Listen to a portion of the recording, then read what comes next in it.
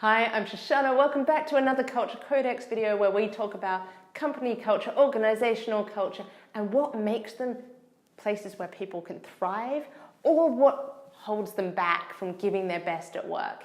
In this video, we are talking about mergers and acquisitions and actually inclusive of transformational change within organizations and how that affects employees, because there are 4 areas where you're going to be making decisions that could affect them, that give them doubts, or could actually make them feel like they are well in the right place at the right time.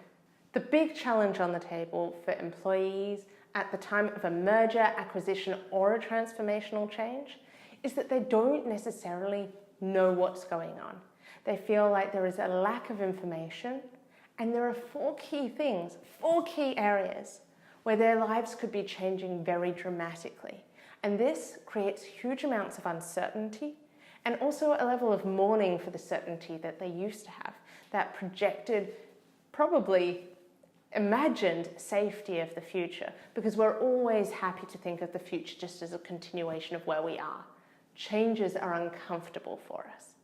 And if you look at these 4 areas as an HR manager, as a CXO, you'll be able to understand why it is that employees are more uncomfortable or why they're having challenges, even if you haven't thought of them beforehand.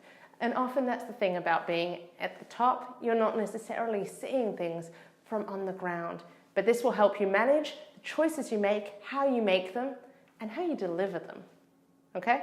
The first big space where people are going to be worried, does their role have a place in the future?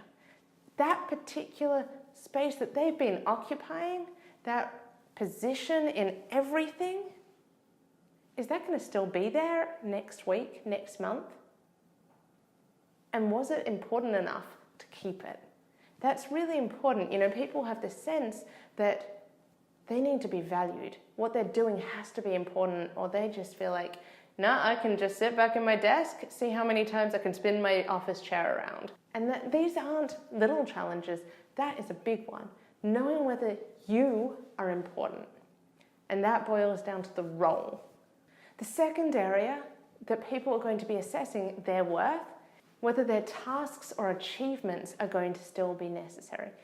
You might have racked up certain achievements in the organization you're currently in, and once it's merging or being acquired, or perhaps there's a new transformation that means that those points, those awards, that recognition, has it just gone poof into the atmosphere?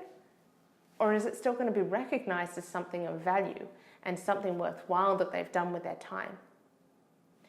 This is another point where people find huge amounts of doubt about the future. Do they matter? Does their required time and effort, is it being accounted for? Number 3, with the role they've been in, they've probably had a title. And with that title, they've had power.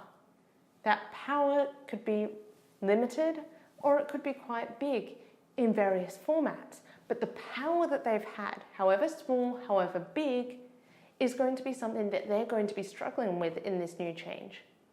How much power do they have? And are they losing power to someone they don't respect? Are they gaining power from people that don't respect them?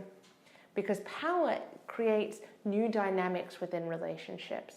So understanding that shifting power is going to have an impact on your team, on your environment, is key when looking at company culture and whether it's going to work for you. Number 4. In all aspects of jobs, we have various forms of support. That might be someone you can go and hang out with and laugh at the fact that your boss has been really harsh on you.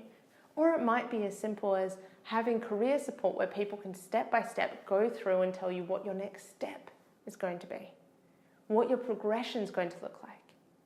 And when people are experiencing a merger, acquisition, or a transformation, they're not sure.